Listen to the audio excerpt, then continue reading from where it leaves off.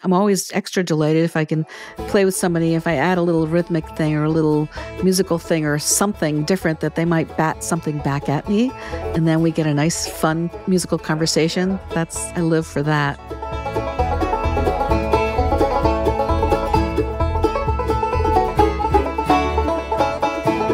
Hey, what's up, folks? Welcome in. This is Keith Billick here, welcoming you to the Picky Fingers Banjo Podcast.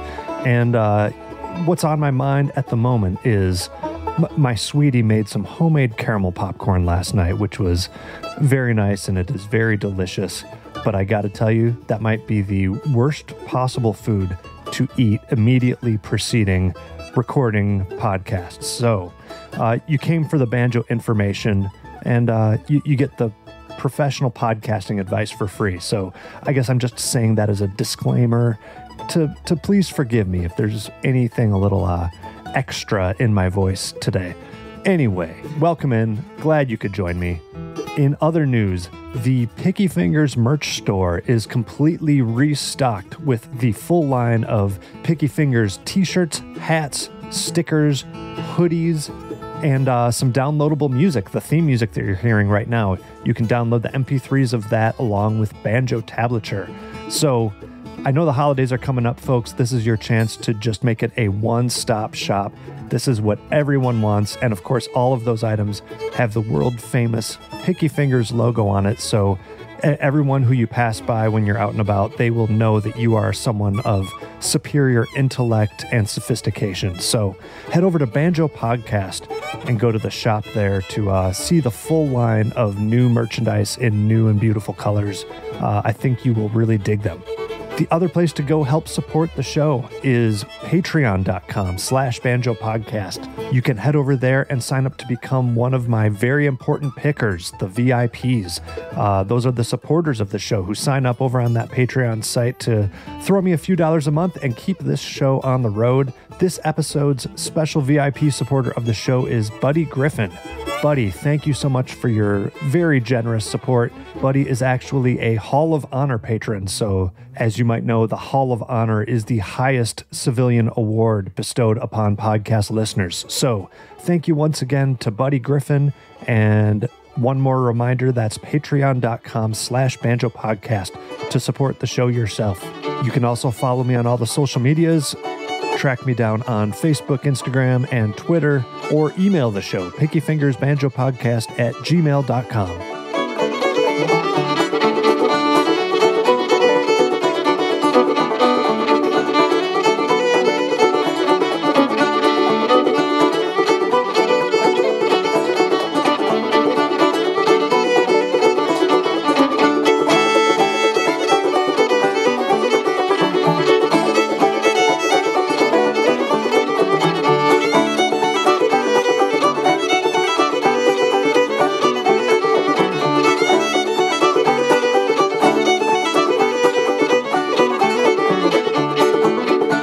Today's featured guest is Janie Rothfield. Janie is primarily known as a fiddler. In fact, that's her playing fiddle on the track that you're listening to right now. But she is also a world-renowned banjoist, performer, and educator, mostly in the old-time style, but she has a bit of a melting pot going of different influences, which you will hear all about in this interview. One other special note, this interview was recorded at the Great Lakes Music Camp last fall. So thank you so much to the Great Lakes Music Camp for not only being such an awesome camp, but for providing a space for this interview. And that is also why you might hear some audience members. It's pretty rare that I get to conduct these interviews in front of people, but that's the setup there at Great Lakes. And so I even got to entertain some audience questions. But without further ado, give a warm Picky Fingers welcome to Janie Rothfield.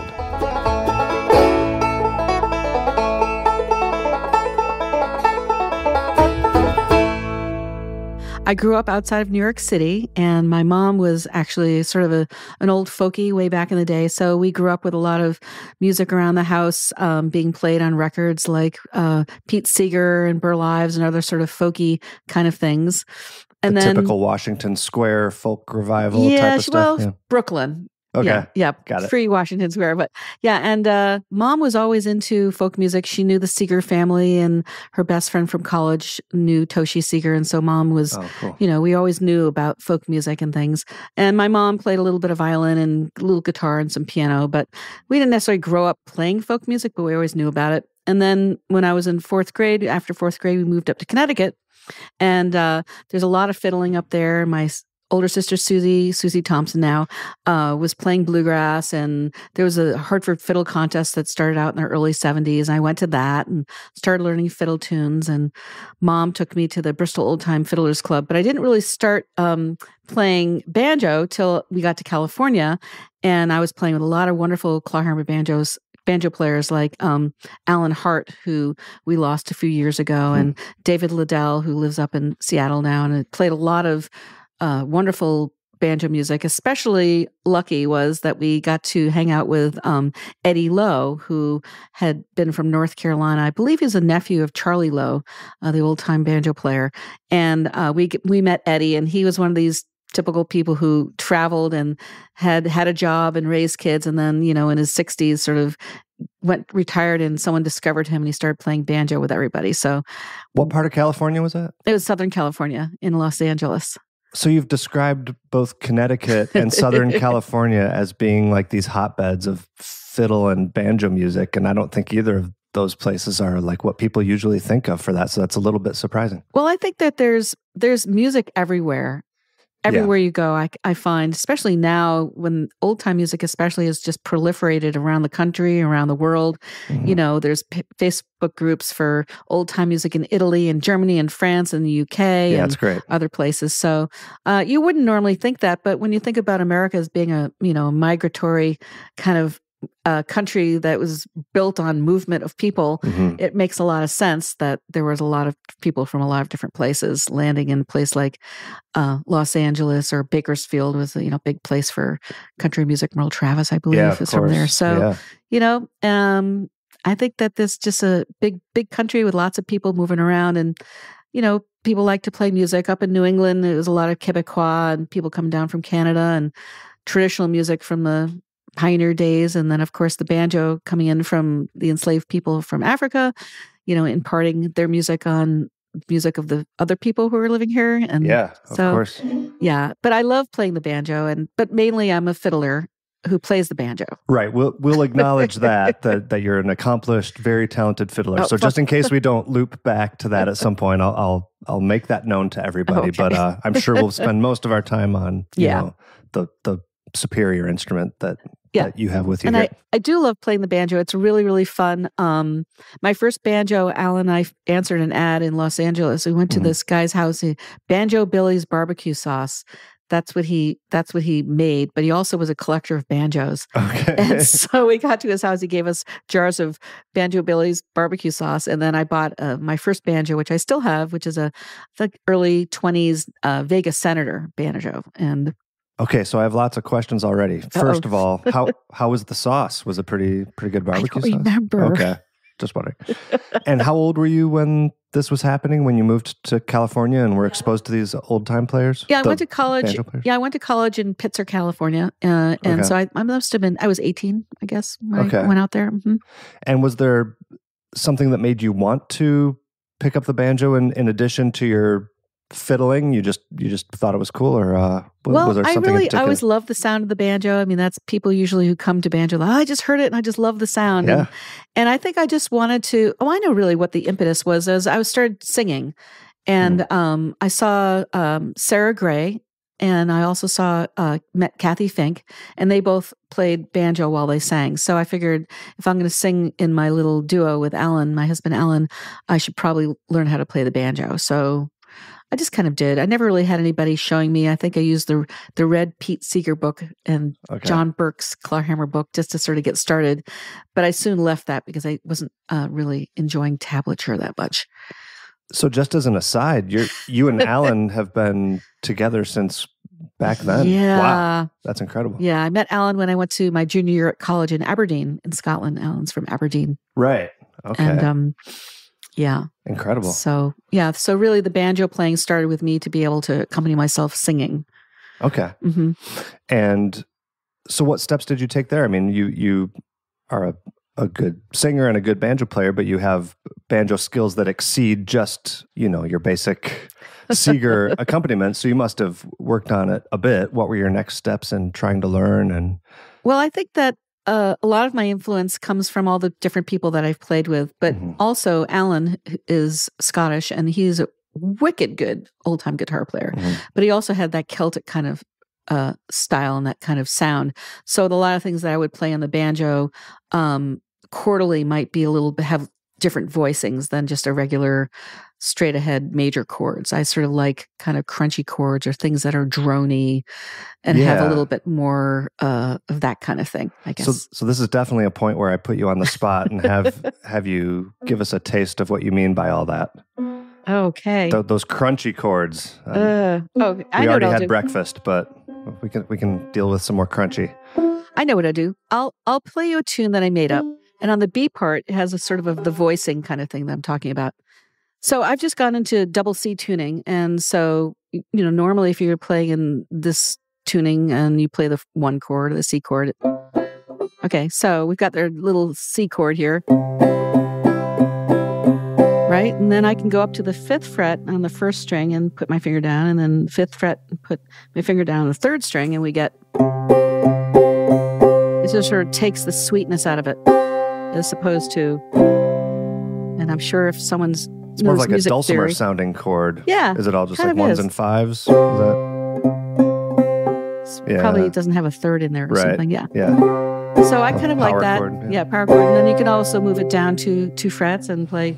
Oh, I like that. And then you can put your first finger on the 2nd string, go, and then you can go back up.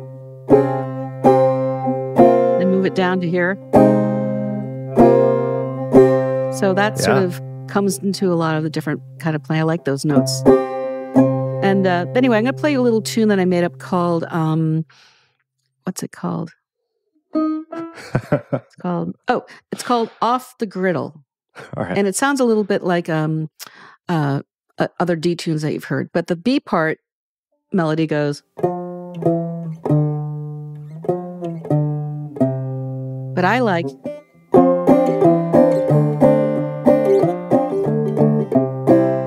Where I've just sort of grabbed these 2 strings.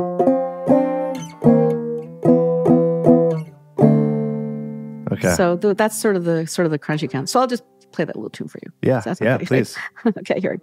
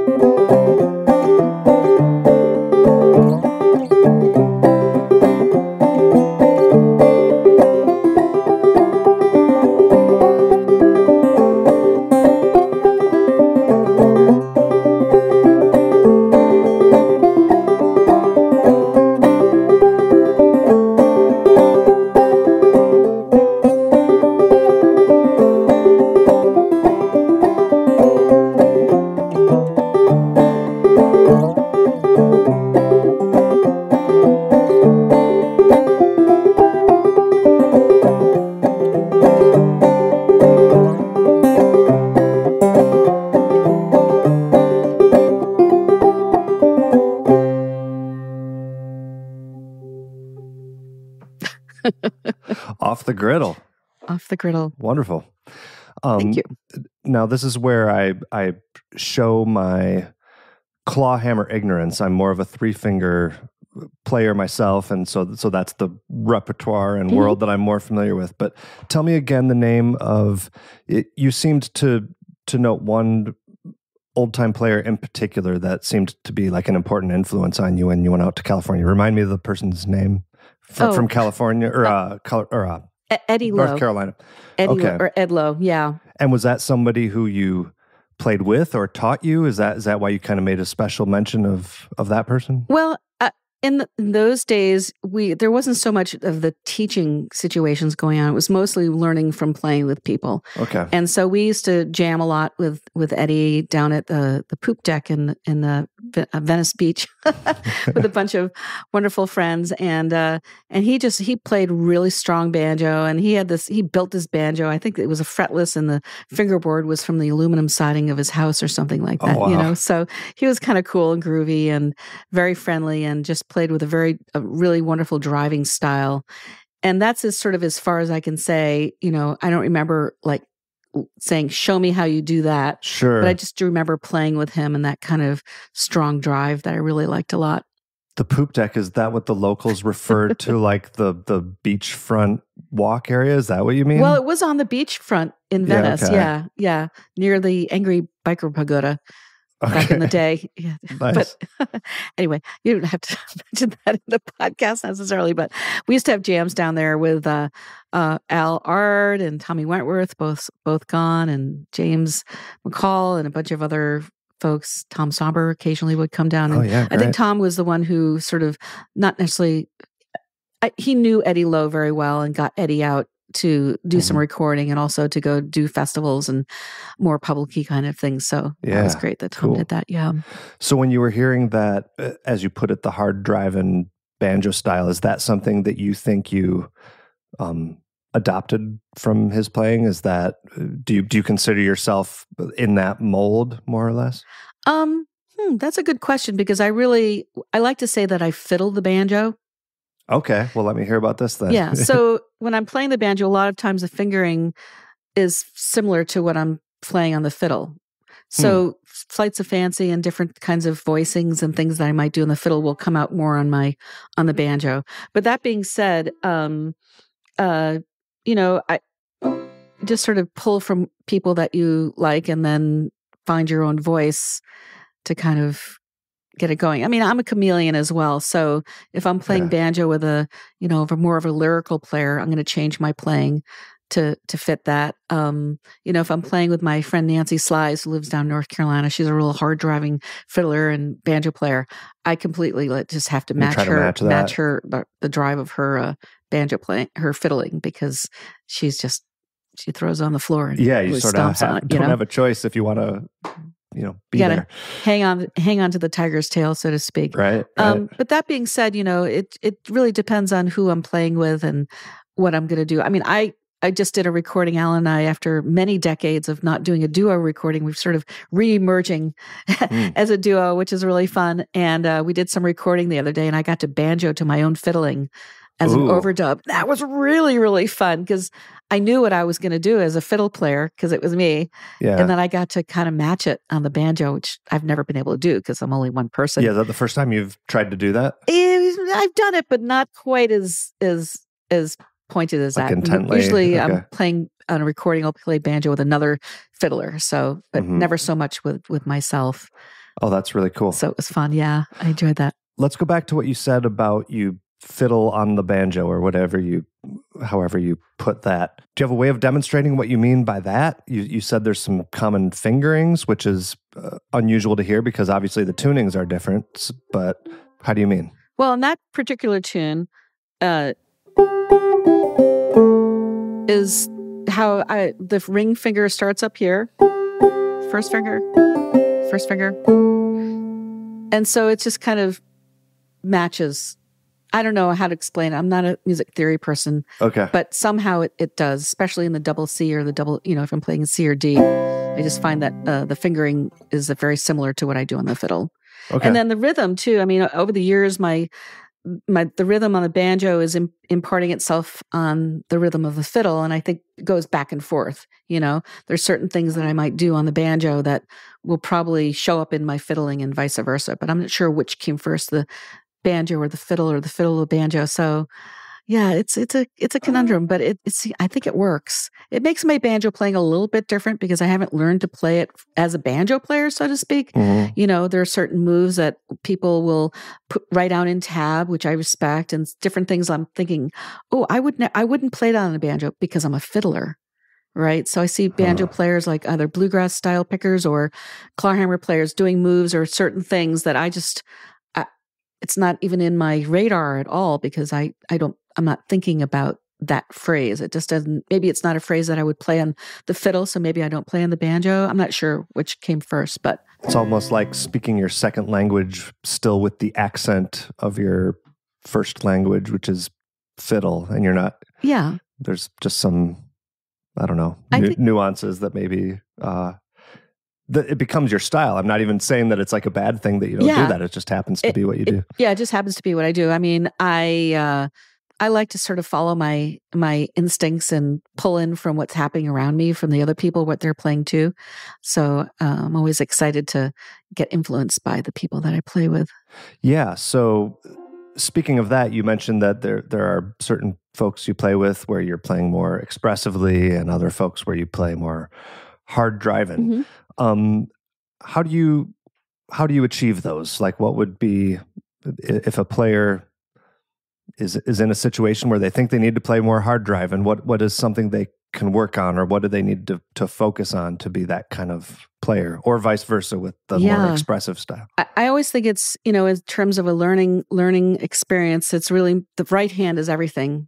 Mm-hmm. I think because that's where the drive, that's where the speed's going to come. And I think that just from my own experience of teaching people and learning myself is that once you get that right hand going on automatic pilot with speed and with drive, or whatever it is that you're not thinking about it, then that's where all the magic can come. So if I'm playing, it's kind of nice. A little different rhythm. Different dropping thumbing kind of. So there's little techniques that you can use to change the way the banjo is going to sound, and it's not technically hard, but the main thing is you keep that right hand going, and my right hand does not stop. Yeah, it just, the moves change, but I'm always there on the. There's always going to be that kind of pulsy drive.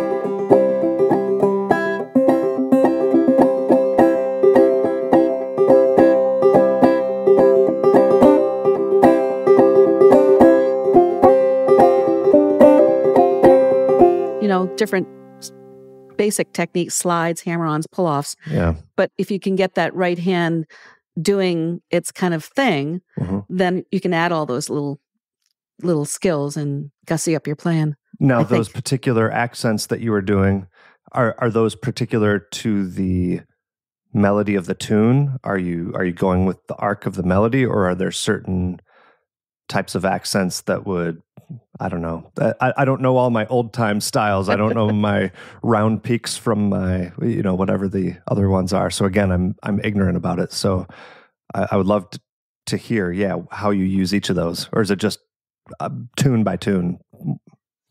These are such good questions. So many answers. I think if there is an answer, it really has to do with who I'm playing with, And so if I'm playing with somebody who's more melodic, and there's maybe not a bass player and not another guitar player, I'm going to try and take over that role. So I might go just like the guitar or the bass. Or if someone's like very, very smooth, I might play very smoothly behind them melodically, and that could work, but maybe it just needs a little push. So I might go, let's see, what's a good tune?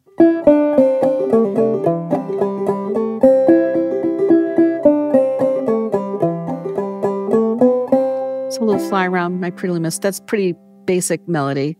So if you can hear the fiddle in the background, see if I can.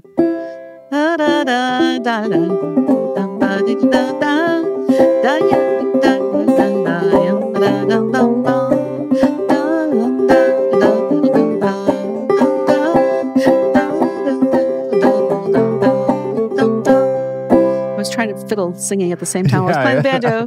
I might have been going a little cross-eyed. But you can see that there's, you can do different things that are going to move the tune in ways that if it sounds good, then it is good. I mean, it just depends who you're playing with, If I'm always delighted to play with anybody, and I'm always extra delighted if I can play with somebody, if I add a little rhythmic thing or a little musical thing or something different that they might bat something back at me, and then we get a nice, fun musical conversation. I live for that. When it's real music, Yeah. Well, it's all good, but it's especially fun if you can talk to each other, Absolutely. Yeah. Sorry for the interruption, folks. We'll be right back with the rest of the episode in just a few moments, but I had to take this opportunity to tell you about some of the sponsors of Picky Fingers Banjo Podcast. The first one up is Elderly Instruments. I always tell people how Elderly is the world's most trusted source for new, used, and vintage stringed instruments of all kind. They're the first place I go for all my banjo needs, and also, by the way, any guitar, violin, ukulele, mandolin needs you have, they're going to have all of that. But you don't need to take my word for it anymore, folks. Elderly Instruments was just named the best small business in the country by the United States Chamber of Commerce. So first of all, congratulations to Stan Werbin, Lillian Werbin, and all the rest of the Elderly family for that remarkable award. And second of all, I encourage you all to go see what the fuss is about. Either get into the showroom in Lansing, Michigan, or visit them online at elderly.com. They have the entire inventory up there. They ship worldwide, and they have that great customer service that wins folks awards. And they're just a phone call away if you ever need any advice on any of those products. So once again, elderly.com, or call them at 517-372-7880. The Picky Fingers Banjo Podcast is also sponsored by our good friends over at Peghead Nation.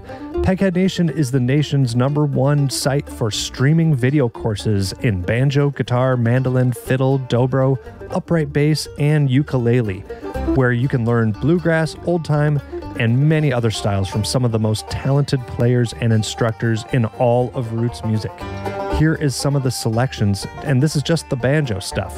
You can take beginning banjo with Bill Evans, bluegrass banjo with Bill Evans, clawhammer banjo with Evie Layden, Wade Ward style banjo with Bruce Molsky, the banjo according to Danny Barnes, or contemporary bluegrass banjo with Wes Corbett. Now, no matter what course you select, it's going to come with high-quality multi-angle video lessons, downloadable notation and tablature, play-along tracks, and plenty of tunes and songs to play. And perhaps best of all, Picky Fingers listeners get a month free by entering coupon code PICKYFINGERS, all one word, all lowercase, at checkout. So once more, go to pegheadnation.com and enter Picky Fingers at checkout to get your first month free. The Picky Fingers podcast is also brought to you by Sullivan Banjos. Now, I'm very familiar with Sullivan Banjos. I've been playing one for nearly 20 years. I get tons of compliments on that banjo's sound, and that's really no surprise because the Sullivan name has been synonymous with incredible banjo workmanship and tone for decades.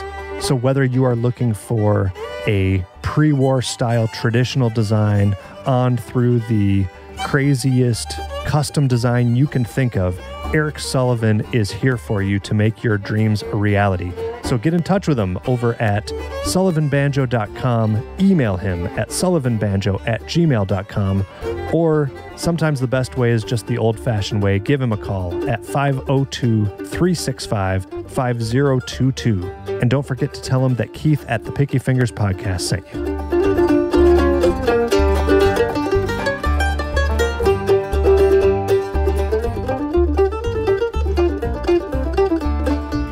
One more thing about this hard driving style of playing, because those are real big buzzwords in like the bluegrass world, as you can imagine. And a lot of us talk about doing rolls and playing with a metronome and slowing it down and doing all these like really rudimentary exercises. Is that something you've done to develop your driving style, or maybe not? Well, I'm not a really good practicer. I'm very lucky that in my life I've had a chance to play a lot of music with a lot of different people. Mm-hmm. And especially in the last few years, I've decided that I really like playing the banjo at a jam. So sometimes it annoys the other banjo players that are showing up for the jam. And I'm happy to play with another banjo player. But sometimes people don't want to have two banjos, and that's fine. So lately I've been a little bit of a sacrilege. I know. It's like I say there's two fiddles, there's three fiddles. Why can't we have two or three banjo players, But that means, you have to, each person has to be playing nicely together. Of course. But I think playing for dances, playing for dances is a really great way to get your rhythm chops, your speed chops, and your driving chops, because you can't stop. Yeah, you got to keep going. And the dancers are not listening to any of the fancy stuff you might be playing; they're just listening to the pure rhythm. So, playing for dances and just grabbing a fiddler and say, "Hey, let's play," and be willing to change your retune your banjo if you need to into a different key. Yeah. I've never been a good metronome player. My brain just doesn't work like that. But I think it's a good thing to do. I mean, when I first started playing old time music, I just played with records all the time. The Highwood String Band and old county recordings, and some of that stuff was really fast.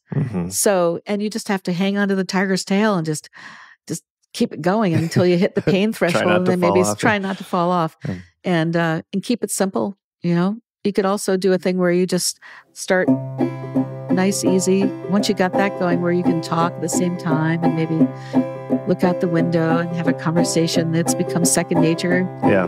Then you can start speeding up, and when you're speeding up, everything has to get a little smaller. But you don't want to sacrifice the rhythm at the same time. So yeah. That makes sense. All that stuff, if you're a good practicer, it's good to just, and maybe not practice slow. Just get right in there and set a metronome on fast and see what that feels like, Push yourself a bit. I'm also a big proponent of air right hand. So just making the motion with your hand without playing the instrument.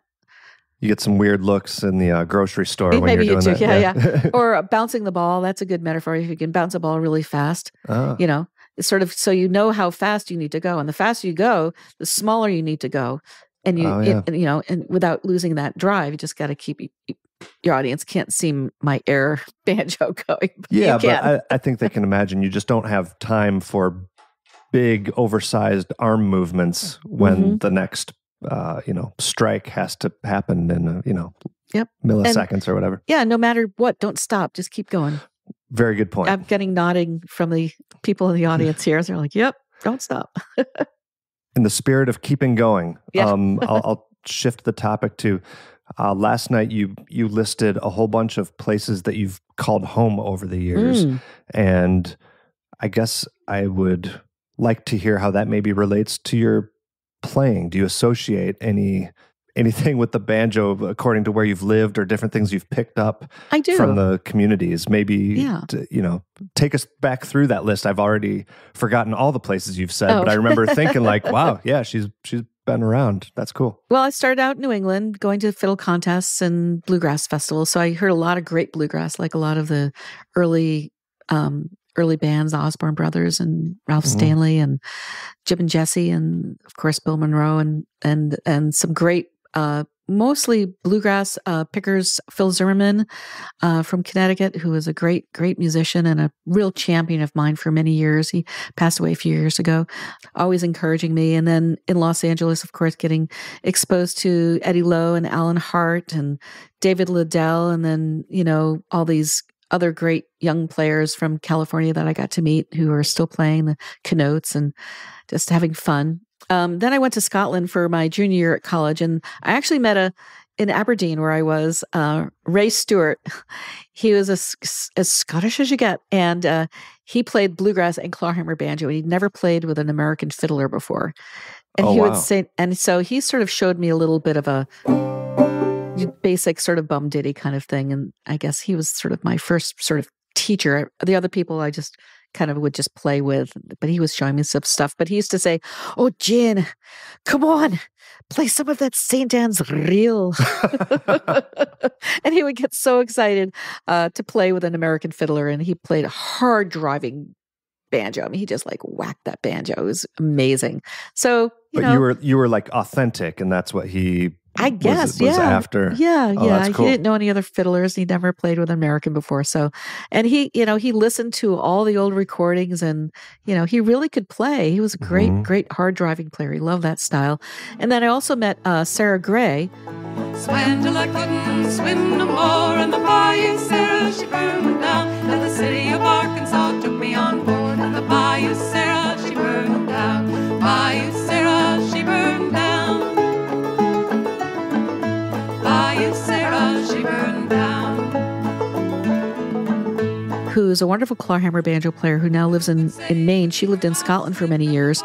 She was really the first person I heard play banjo accompanying a song or a ballad, and she is a wonderful master at that, as well as being a great singer. So she was very inspiring. And then went back to California, and that's where I met Kathy Fink.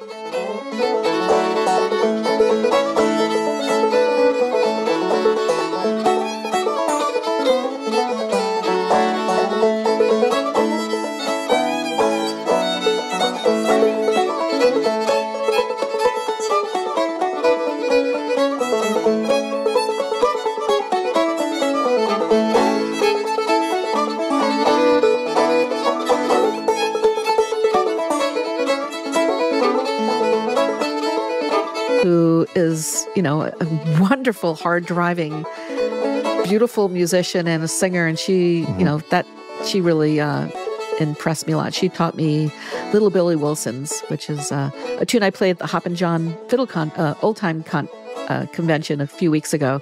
I played it very, very fast. And I went a little crazy, and I actually got a third place ribbon. So that was kind of exciting. I don't know who I was up against, but it was really fun. Yeah.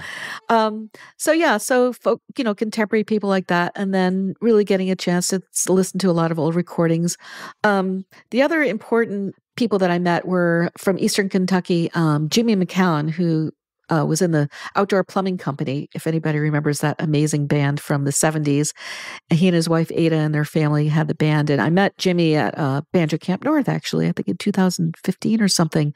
He was there with the amazing Reed Martin, who's also an incredible banjo player. And I met these two men and just like, what is going on here? And then I heard them play, and I thought, oh my goodness, I need to play with these people. So I kind of followed them around, and then made a recording called I Fiddle, They Banjo.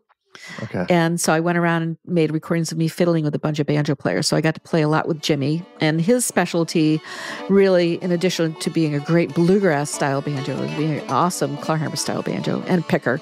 But he had a 6-string banjo. And so that low string, of course, when you hit that low string, that's that drone that I love, when you can. And then there's even a lower string, which is really awesome.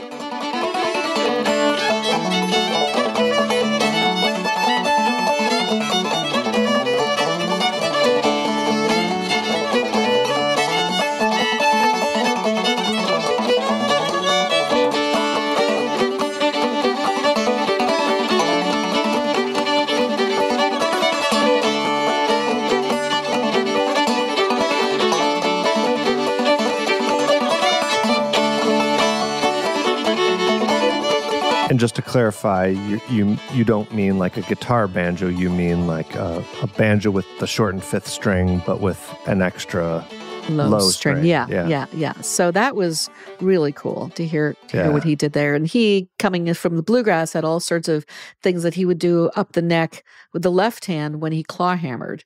So that was really amazing. And then he introduced me to Paul David Smith, who played banjo on a bunch of the Snake Chapman recordings from way back, because that's Snake Chapman was sort of the person around them that played and had monthly jams in his kitchen. So they got to play, they played with him a lot. So I feel like a nice connection to sort of that via Jimmy and Paul David. And what was really interesting is when I played banjo with either of them or the fiddle, that we played similarly. It was weird. We just started playing a tune that we knew, and without hearing the other person play, there was this simpatico thing that happened. And I really didn't understand why, except that, there's a lot of listening going on, but also, I think, and I'm not an expert or ethnomusicologist, but the music Kentucky, Eastern Kentucky is interesting. It's got a lot of different kinds of, there's bluegrass and there's the really old time. I think it sounded a little Quebecois kind of things, a little northeast, a little northern there. And I asked Jimmy about it. It's something that he was playing, and he said, well, we used to have this guy, he would come down here once a year, and he kind of talked funny, And you think it was like a French Canadian person? I do, because they okay. were going down to Louisiana or somewhere. They were heading south. Yeah, it was right on the way. So all these different influences, sort of made me realize that, we all play in a certain accent. I'll just tell you this one little story. I made up this tune called Too Late for the Bacon, and I taught to Jimmy. And then when he played it on the banjo or the fiddle, he put way more notes in than I was playing. And I couldn't understand why. And then I realized that because, and I'm going to imitate him the best I can with respect, because he talked like this, lots of little syllables and everything that he said. And his playing kind of did that. Instead of going, yum, ba-da-da-da-da-dum, he might go, ba-da-da-ba-da-da-ba-da-da, a lot of little turns and things like that. So that was kind of impressed Well, let's hear me. the tune now. How does it go? But this is without the, if you have it ready. No, I have to fiddle it. Oh, okay. Yeah, sorry. Oh, yeah. I forget that we're... I mean, I can banjo it, but it's... two different roads here.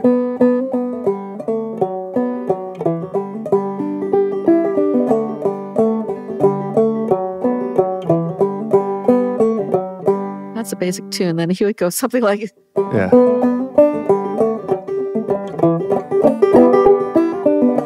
Something. Okay. I get it. Okay. So far we've heard about your tunes called something off the griddle and Too Late for the Bacon. Do you compose in the morning when you're like hungry for breakfast or something? Like how? Well, that's or is this just a coincidence? I made a CD a few years ago called Out of Thin Air with all of my original tunes, and that's mostly how they show up. I might sit down with a banjo and I'll just play something and it just sort of shows up. And if I'm really with it, I'll record it.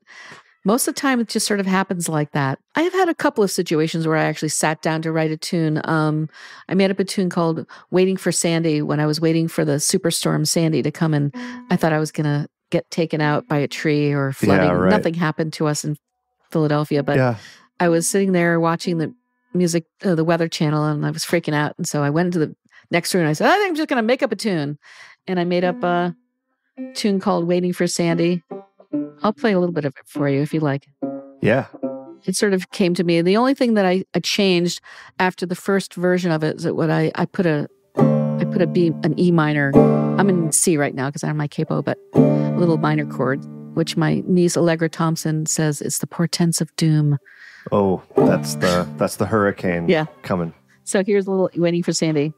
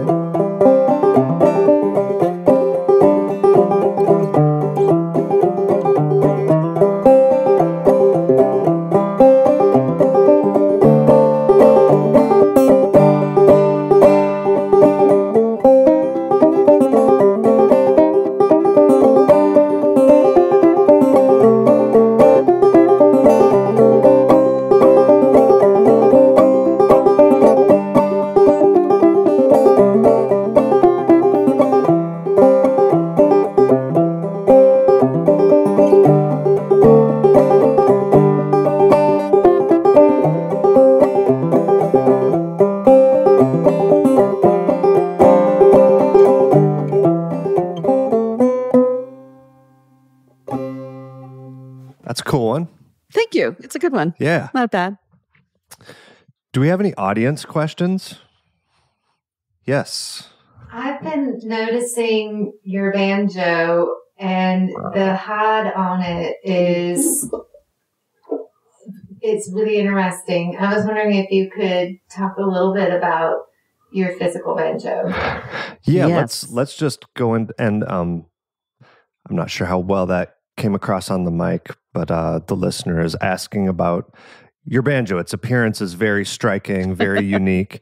Why don't you just tell this banjo has like a very cool, if bittersweet kind of story that's really interesting. So why don't you talk all about the banjo itself and then maybe specifically address the head, because the head does have like a very unique, like... No, it's a skinhead. So I'll tell you the story about this. So my dear friend Steve Arkin, who was an incredible bluegrass style banjo and clawhammer banjo and picker player, he was amazing. Dear friend. And a year ago in August, we were at our camp at Clifftop down in West Virginia, and I went and grabbed Lindsay Lydon, who makes Mulherron banjos. He's a great banjo player. He lives out near Brasstown, North Carolina, and a builder. And I said, come down to my camp. Let's play and bring one of your cool banjos. And I'm sure someone will want to buy one because they see you're playing and get you out of your booth. He said, okay. So he came down, we're playing. And my friend Steve came walking by and he stopped and he looked, and then he came over and he looked at this banjo, which is very interesting looking because the head is, Lindsay paints them and does designs on the heads, which it looks like sort of modern art, I guess you could say, almost sort of splashy. So it's an interesting looking banjo, and it's an also great sounding banjo. And so Steve sat down. I said, here, Steve, just play his banjo. So he did. And for about an hour, he's asking all sorts of questions. And then Steve decided, I think it was in that first hour, maybe later that day, that he was going to have Lindsay make him a banjo. And so then Steve spent many hours up at Lindsay's booth at Clifftop talking about all the different things that he wanted on this banjo geeking out. Can't even talk about that because I'm not so much of a geek like that. I'm learning. And so then he paid for the banjo, and then they left, and Lindsay was going to build on the banjo. And then unfortunately, a few weeks later, Steve died.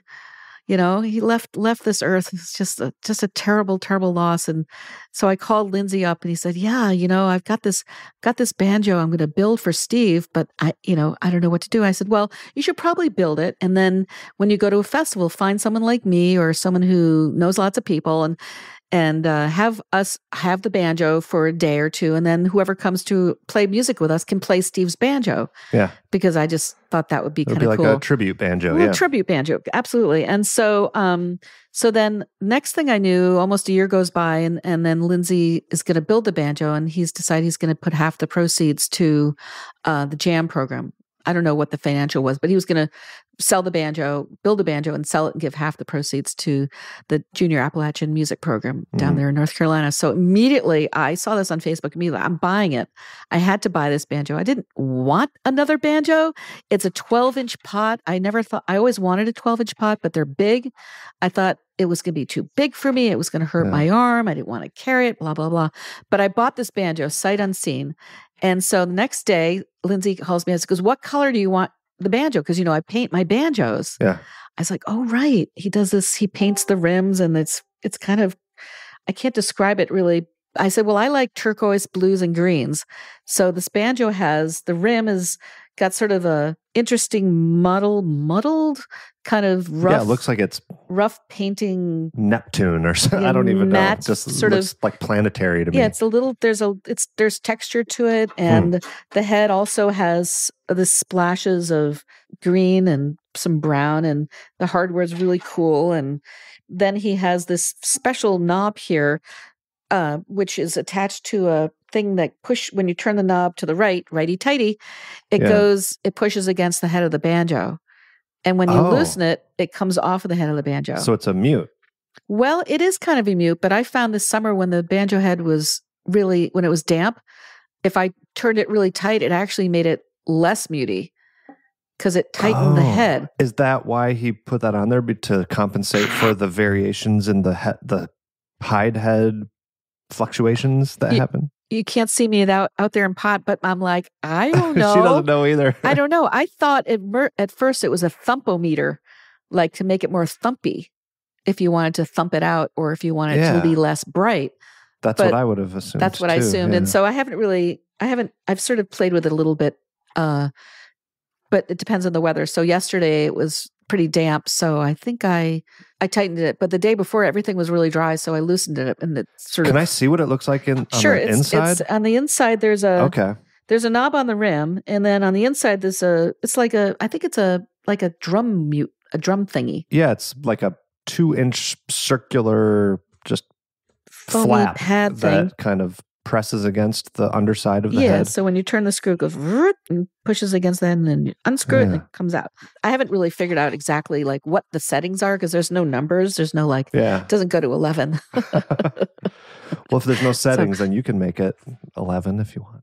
I know, but I think that anytime the banjo is like a little living creature, so it changes. Yeah. But so right now it's actually on. Okay. So I could turn it to the left and just we'll see if there's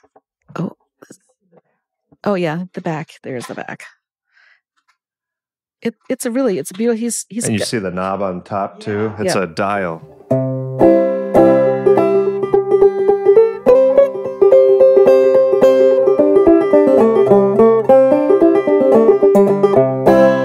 So that's with it removed from the head? Oh, that's not even removed at all. Wait, I need to turn it some more. Sorry. Okay, then that's off the head.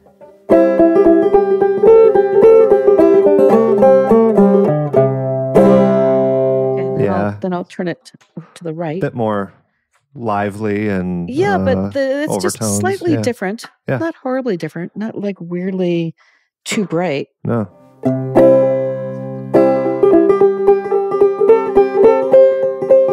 Still beautiful. Yeah, just tames it a little bit. Thank you, Steve, for designing this amazing banjo.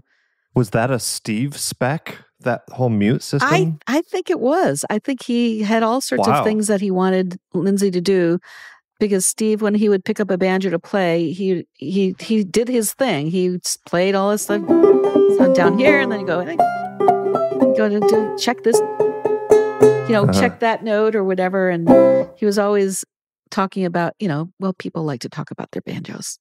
Yeah. So since people like to talk about their banjos, what's the rest of what people would need to know about this? Like, is there a certain wood for the neck and the fingerboard, and you have a metal plate on the scoop? Like I took a picture of the specs that Steve wanted. If you wanted, I could. Okay, Steve Arkin. Well, he has silver leaf with modifications, but he crossed out silver leaf and wrote tubaphone, crossed that out and wrote Dobson. So that's the tone ring. Yeah. And then 17 frets, tone control, thin goatskin natural, boat heel like a coal, wider string placement at nut. Okay, so when I got the banjo, I said, I don't want it to be like a Steve neck at the nut. So I sent him measurements of my banjo that I have. It's a little more so standard. It's a little bit more for a lady's hand. Amber buttons, mahogany neck, maple rim, black neck strip, valite? I don't know what that is. Green pegs, deep greens and blues, and beige. Those were the colors. And then something Dobson tone ring, brass, crossed out, metal armrest, brass, pitchfork scoop. He's got a thing of a pitchfork in the scoop. Fisheye inlay, 3-inch deep nut, copper something, copper star. And then the last thing is, it's crossed out. Okay, anyway, I think we got most of sorry, I know, I think it's we got a little most tedious of the me details. reading that. You don't necessarily have to keep that in no problem. the podcast. But Well, that's really cool. It's nice to have like a banjo that you love, but that also has a bit of extra sentimental meaning for you. It does. I have to say, in the last year, I've got a new fiddle called Old Ugly, which has changed my life. It has the volume and the tone that I've been looking for ages. And all of a sudden, people are like, "Oh, Jane, what's going on with your fiddling?" I'm like, "Well, it's the same. It's just different instruments." So that's kind of interesting. And I think this banjo has changed my musical life as well. It's giving me tones, it's giving me ideas, things, inspiration. Just playing a different instrument sometimes can change a lot. Yeah, hear things in a new way. And maybe to hear different things pop out. And it looks really cool. It looks really cool. Yeah. So it's Mulheron Banjos, Mulheron. And Lindsay Liden, Liden, is the banjo builder. He's on Facebook and stuff. Yeah, thanks for mentioning that. People need to check out the work. I don't know if they'll see yours, but it sounds like he is very artistic with most He is. of his He's also creation. a great furniture builder as well, and stuff. That makes sense. So, and guitarist probably as well. So, any other audience questions? Can we hear about your camp? Oh, We want to hear about your camp. Oh, okay. Well, thanks for asking. Well, almost 10 years ago, well, it was more than 10 years ago, I got very aggravated because I didn't see very many women being hired at the old time music camps. And that wasn't because I wasn't necessarily getting hired. I just didn't, the ratio was bad. It was really bad. So I decided I was going to have my own music camps and was just going to hire women instructors. And I didn't know where to do it. And then my friend Pete Peterson and his wife Kelly Allen have a big, huge house in outside of Philadelphia. They said, why don't you have it here? So the idea was to do a home camp. And the concept was to, have it be very much like where we are, a nice small community, great teachers, focus on technique and musicality and rhythm, not necessarily about learning all the tunes, but how to play them better. That was kind of my motto, and have it be very relaxed, kind of very student oriented, a weekend where you can get into this bubble in a house and take class and play music and integrate with the teachers 100% of the time that you're there. Yeah. So they're called Janie's Jumpstart because we want to jumpstart your playing. And I do them in people's homes, and I'll go anywhere to do them. I just need someone who says, yeah, I don't mind having, maybe 20 people in my house, not all staying there, just the teachers stay there. And I take care of everything and do all the food and figure out all the logistics and take care of insurance and all that kind of stuff. And we just kind of show up and we have this magical weekend in this house and make music and friends. And it's really cool. So it's like a pop-up traveling kind of a pop-up. Yeah, I guess it is. Yeah. And just to clarify, it's the faculty that are all women, or are the students, is that the premise that the students are also women, or is it all genders of students? Yeah, but you just wanted to have at the start type of faculty. Yeah, at the start I start out with all women, and I've hired some amazing women musicians. Now I'm not so much making that the point, although the next camp that I'm doing down in Philadelphia is going to be 3 women. It's going to be me and Ivy Shepard, who's an amazing musician and radio manager and DJ in North Carolina, and Rachel Eddy. So we're going to do that. But I do love hiring anybody who's a great teacher. Yeah, great. So I'm not discriminating against the gender. So on that note, tell folks where to find on the web. Have we answered every question that anyone can think of? Okay, just making sure. Make sure you leave us with how to find not only like information about your camp, but also, of course, your music and your performances. Yeah. So you can go to JanieRothfield.com. There is a JaneRothfield.com, which is me, but that's my old website. So it's JanieRothfield.com, and you can go on there. My calendar's in there. You can sign up for my newsletter. I usually do one every 6 weeks or something when I get around to it. And it'll have all the information about all the stuff I'm doing. And I'm very active on Facebook, so you can find me there.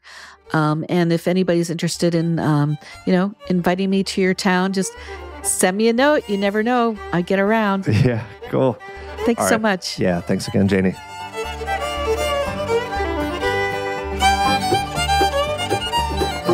Thanks for tuning in, folks. That's going to do it for this episode of the Picky Fingers Banjo Podcast. The song clips you heard were Cumberland Gap by Janie Rothfield, Bayou Sarah by Sarah Gray and Ellie Ellis, and 2 more Janie Rothfield tunes, Little Billy Wilson and then Julianne Johnson. Thank you once again to today's Patreon supporter of the show. That's Buddy Griffin. Head on over to patreon.com/banjopodcast to support the show yourself and get all your holiday shopping done. Head over to banjopodcast.com and go to the shop there to see the full line of world-famous official Picky Fingers logo merchandise, all the hats and stickers and shirts and hoodies, etc. Have a great holiday weekend, everybody. I'll see you next time.